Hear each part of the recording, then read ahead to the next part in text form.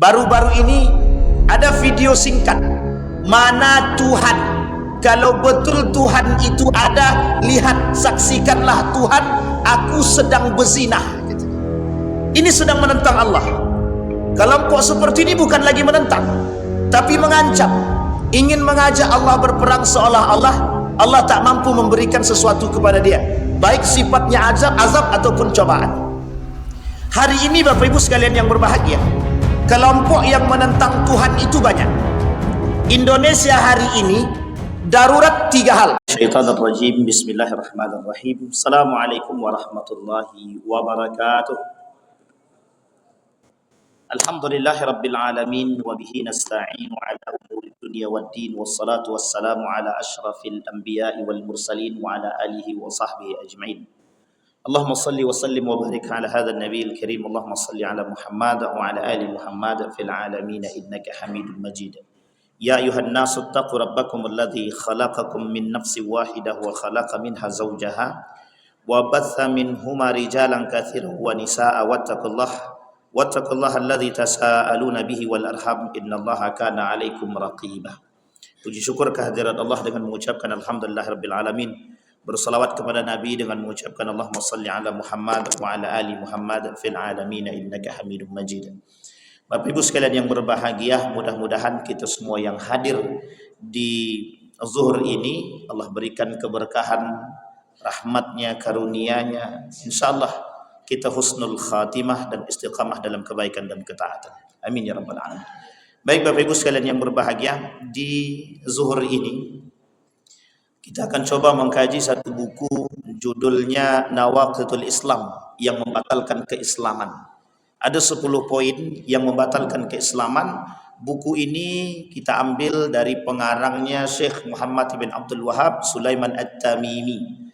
Kita ambil inti poinnya dan pentingnya tauhid atau nilai daripada yang tersebut dalam kitab tersebut. Baik Bapak Ibu sekalian yang berbahagia, di dalam kitab ini Syekh Sulaiman, lebih tepatnya Abdul Wahab, menuliskan 10 pembatal keislaman. Yang 10 pembatal keislaman ini banyak kita temukan di kalangan umat muslim hari ini dan meremehkan hal tersebut. Imam Al-Ghazali di dalam kitabnya Asnaful Maghrurin, dalam poin yang pertama beliau menuliskan tentang ghururul kafir. Dalam pasal yang kedua Imam Al-Ghazali menuliskan fi man yusyarikunal kuffar. Tapi dalam pasal yang ketiga ada orang-orang yang disebut dengan fi man yattakiluna afwallah wa yuhmilul amal atau wa yuhmilunal amal. Kata Imam Al-Ghazali dalam pasal yang kedua dalam kitab Asnaful Maghrurin itu, ada orang-orang yang meremehkan ibadah. Ada orang-orang yang memanfaatkan, yang dimanfaatkan oleh mereka adalah ampunan Allah. Mereka kata begini, Allah itu maha pengampun dan pengasih, Ghafurur Rahim. Sehingga kata mereka, tidak masalah kalau hari ini kami buat dosa, yang penting kan tobatnya. Yang penting kan tobatnya. Kalaupun kami buat dosa sekarang, besok kami bisa tobat. Ini namanya ihmalul amal, meremehkan amal. Sehingga bagi mereka ketika meninggalkan perbuatan-perbuatan tersebut, mereka anggap hal biasa. Ketika melakukan maksiat, mereka anggap biasa, seolah-olah mereka masih punya hidup yang akan datang. Kata Syekh Sulaiman atau Syekh Abdul Wahab dalam kitab ini, ada 10 golongan atau 10 kriteria pembatal-pembatal keislaman itu, termasuk salah satunya adalah al-i'radu an dinillah. Orang yang meremehkan amal soleh, orang yang meremehkan Allah, itu masuk dalam kategori al-i'radu an dinillah, berpaling dari nilai-nilai agama, berpaling dari Allah. Kata Allah dalam Al-Quran, wa man azlamu mimman dzukira bi ayati rabbih thumma a'rada anha inna minal mujrimina muntaqimun. Kenapa poin ini kita angkat? Ada alasan, ada. Saking banyaknya hari ini manusia meremehkan Allah dan menjauhkan sikap dari Allah. Mereka menjadi manusia yang seolah-olah dengan amal ibadah yang kami miliki sudah cukup untuk menempuh surga. Padahal tidak. Atau justru sebaliknya, Mereka justru menentang Allah terang-terangan. Baru-baru ini ada video singkat. Mana Tuhan? Kalau betul Tuhan itu ada, lihat, saksikanlah Tuhan, aku sedang berzinah. Ini sedang menentang Allah. Kelompok seperti ini bukan lagi menentang, tapi mengancam. Ingin mengajak Allah berperang seolah-olah Allah tak mampu memberikan sesuatu kepada dia, baik sifatnya azab ataupun cobaan. Hari ini Bapak Ibu sekalian yang berbahagia, kelompok yang menentang Tuhan itu banyak. Indonesia hari ini darurat 3 hal. 1, darurat narkoba. Yang kedua, darurat yang ketiga, darurat perzinahan. Coba lihat hari ini. Persoalan LGBT itu bukan persoalan biasa. Persoalan yang sangat serius. Mereka semua menentang Tuhan. Uniknya, para pelaku LGBT ada pendukungnya. Siapa para pendukungnya? Pendukungnya yang tidak suka dengan orang-orang yang mengancam LGBT. Alasannya apa? Diskriminasi. Alasannya apa? Hak asasi manusia. Alasannya apa? Toleransi. Orang yang tidak suka dengan LGBT toleran. Orang yang mendukung LGBT telah mendukung toleransi. Maka mereka pada hakikatnya sedang menentang Tuhan. Ada konsep fitrah yang mereka larang. Ada konsep fitrah yang mereka lawan. Dan ini bagian daripada menentang Tuhan. Di dalam kitab Asnaful Maghrurin dalam poin yang kedua, kata Imam Al-Ghazali, ada model orang beriman menentang Tuhan, meremehkan ibadah tadi. Orang-orang yang beribadah tapi kemudian ibadah dia bukan untuk Allah, ibadah dia untuk manusia. Ibadah dia bukan untuk meneguhkan hatinya kepada Allah, tapi ibadah yang dia buat untuk mendapatkan pujian daripada manusia. Dan ini adalah ujian bagi mereka yang abidin, para ahli ibadah, orang-orang yang datang ke masjid. Nabi bilang dalam hadisnya, kata Nabi, tidak akan terjadi hari kiamat sampai orang-orang yadkhulunal masajid wala yusalli fi bal yatabaha, kata Nabi. Masuk dalam masjid bukan solat, bukan untuk ibadah, tapi untuk mendapatkan pujian, bermegah-megahan, bersombong-sombongan. Dan itu terjadi. Apa yang disampaikan oleh Nabi dalam hadisnya terbukti. Ada darurat yang kedua, darurat narkoba. Kenapa narkoba sulit untuk diberantas? Ini menjadi poin bagi kita. Artinya menentang Tuhan. Meskipun khamar itu, minuman keras itu, sedikit agak sulit untuk diberantas. Tapi ada bagian cabang-cabang yang lain daripada miras itu. Salah satunya narkoba. Kenapa narkoba merajalela? Kenapa anak muda hari ini mudah terjerumus dalam narkoba? Itu poin penting bagi kita. Artinya apa? Kemungkaran di akhir zaman semakin merajalela. Yang selamat siapa? Tubalil ghuraba. Bersyukurlah mereka yang aneh yang berpegang teguh dengan hal demikian. Tapi tak cukup sampai demikian. Sudah mau habis waktunya. Sedikit lagi. Tapi tak cukup demikian Bapak Ibu sekalian yang berbahagia. Jangan dibiarkan kemungkaran itu. Depan mata jangan dibiarkan. Narkoba di depan mata jangan dibiarkan. Minuman khamar jualan terbuka jangan dibiarkan. Harus kita lawan. Karena itu kemungkaran. Mereka menentang Tuhan. Mereka yang menentang Tuhan, kita yang ikut dapat azabnya. Kita ambil contoh. Persoalan perzinahan. Itu disampaikan Nabi dalam hadisnya. Kelak di akhir zaman, kata Nabi, perzinahan itu biasa. Orang pegangan tangan, ciuman, pelukan dan lain sebagainya, itu berzinah dari satu rumah ke rumah yang lain, itu biasa, kata Nabi. Karena kelak di akhir zaman begitu keadaannya. Tapi ingat, orang yang berzina, kalau kita tidak mengambil tindakan kepada pelaku zina, orang yang di kampung itu bisa dapat azab satu kampung. Coba bayangkan. Artinya apa? Itu keterkaitan pada kita. Keterkaitan kepada kita semua.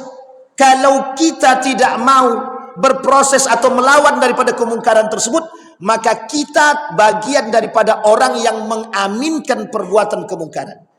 Maka kata Syekh Sulaiman, Syekh Abdul Wahab, satu yang bisa membatalkan, salah satu di antara 10 yang bisa membatalkan keislaman seseorang, berpaling dari agama Allah. Mereka tidak murtad, tapi kufur. Habitat a'maluhum, habis. Ibadah mereka tidak ada guna. Kita ambil contoh. Bapak Ibu semua puasa. Ketika berpuasa tidak solat. Perbedaan kita dengan orang kafir cuma satu, solat. Jadi tidak ada gunanya kita puasa, tidak ada gunanya kita zakat, tidak ada gunanya kita melakukan sedekah kalau kita tidak solat. Karena solat itu satu-satunya, Pak. Ibadah puasa, zakat, sedekah itu ibadah yang berbeda. Tapi solat terikat dengan semua ibadah. Apapun ibadah yang kita lakukan, kalau tak solat tidak ada gunanya. Nah, solat salah satu bentuk daripada berpaling daripada nilai agama atau berpaling daripada Allah Subhanahu wa taala. Yang kedua, orang yang tidak mau mengikuti sunnah Nabi. Nabi sampaikan dalam hadisnya, kata Nabi, kelak di akhir zaman orang akan menjauh dari sunnahku shibran bi shibrin, sedikit demi sedikit.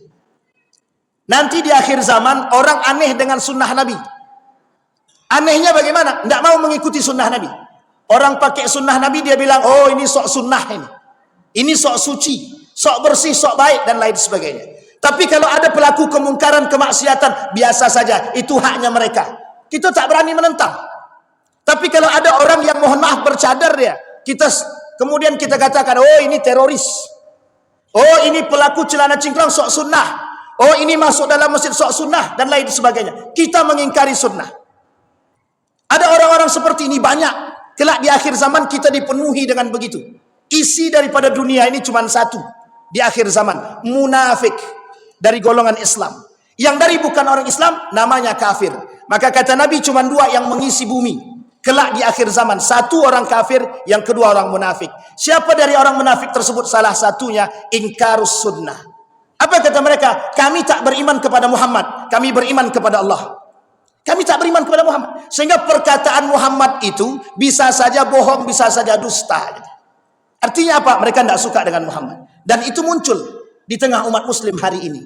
Semakin akhir zaman, semakin akan banyak orang-orang seperti ini yang muncul.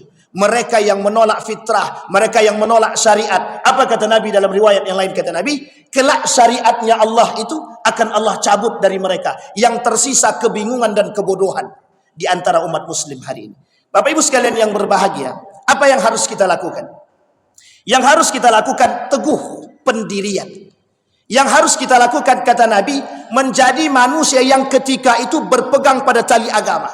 Nabi dah sampaikan kepada Ibnu Abbas, ya gulab, ihfazillah yahfazka. Anak muda, jaga olehmu nilai agama, niscaya Allah akan jagamu. Pertanyaannya adalah, seberapa kuat kita berpegang teguh dengan agama, seberapa kuat mereka yang akan merusak kita daripada pegangan agama. Maka hanya orang yang beriman, kata Imam Al-Ghazali, orang yang selamat di akhir zaman itu hanyalah orang yang berpegang teguh dengan tauhidnya. Kalau dia tak berpegang teguh dengan tauhid dia bergeser nilai semuanya. Dia bergeser, dia ikut. Hari ini boleh lihat berapa banyak para pelaku kemungkaran, kita bergeser kepada mereka. Kita mengikuti mereka. Ketika kita mengikuti mereka, kita berkata kami ingin merubah dia. Cuman ada dua kemungkinan. Kalau dia tidak berubah, kita yang akan berubah. Kalau kita tidak berubah, maka dia yang akan berubah. Itu kuat-kuatan. Modalnya apa? Satu saja, iman dan tauhid. Bapak Ibu sekalian yang berbahagia, dua poin yang kita sampaikan di zuhur hari ini. Yang pertama, al-i'radu an dinillah. Orang yang berpaling dari agama Allah, mereka semua kufur. Yang kedua, orang yang tidak mau mengikuti sunnah Nabi, yang kelak kata Nabi akan hilang sedikit demi sedikit dari umat muslim itu sendiri. Kenapa? Bagi mereka itu hal yang aneh. Kenapa kok aneh? Karena tidak banyak yang melakukan perbuatan demikian. Kenapa? Karena kebencian. Kenapa? Karena banyak kaum sekuler dan liberal yang merusak kita, ingin menjauhkan daripada nilai-nilai agama. Mudah-mudahan bermanfaat bagi kita semua. Mudah-mudahan bisa menjadi penentu kehidupan kita. InsyaAllah kita semua husnul khatimah dan istiqamah dalam kebaikan dan ketaatan. Fa'tabiru ya ulil absar la'allakum tuflihun. Assalamualaikum warahmatullahi wabarakatuh.